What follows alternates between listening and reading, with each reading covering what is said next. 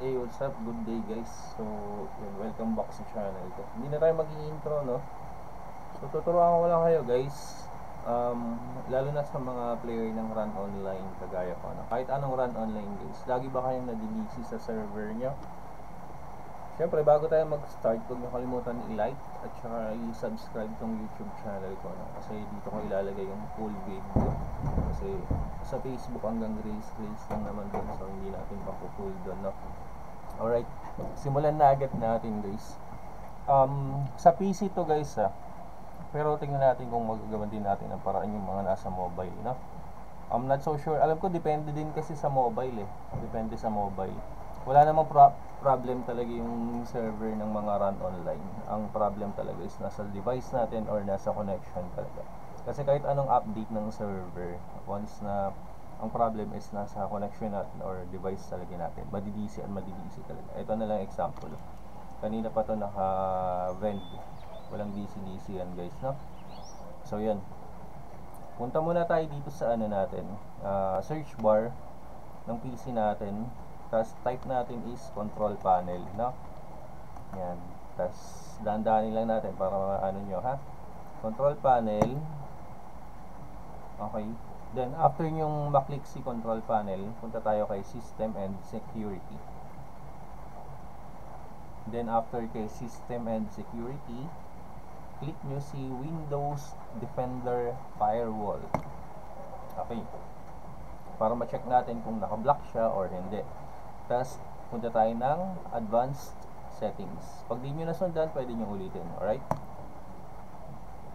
Then after nyo pumunta ng advanced settings, click nyo sa kaliwa si inbound rules. And then pag click nyo kay inbound rules, gawa kayo ng new rule. Yan. Click nyo sa kanan si new rule. Tapos program. Yan. Rule that controls connections for a program. Next. Tapos yung program path, browse nyo yung run online na nilalaro nyo. Kagaya ko, run online Asia. Ayan. Then next, yung mismong application guys hindi yung ano lang yung mismong application ang ilalagay nyo sa browse. Okay?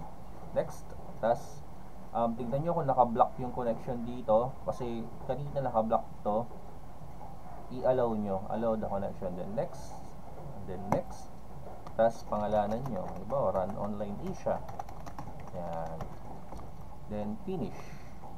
And then after nyan, punta naman kayo sa outbound rules. Since tapos na tayo sa inbound, punta na tayo sa outbound rules. And then, ganun ulit, new rules, program, tapos program path, hanapin nyo ulit si Run Online Asia.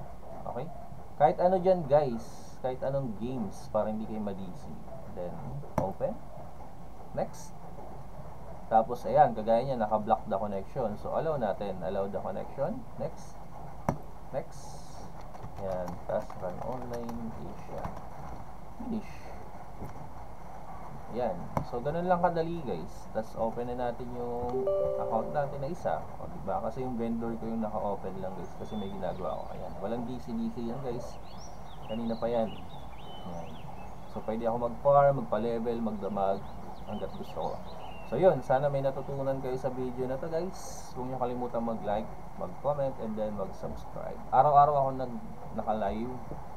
I mean nagla-live every gabi pala. I'm sorry, yung gabi pala. So yun. Thank you. Bye-bye.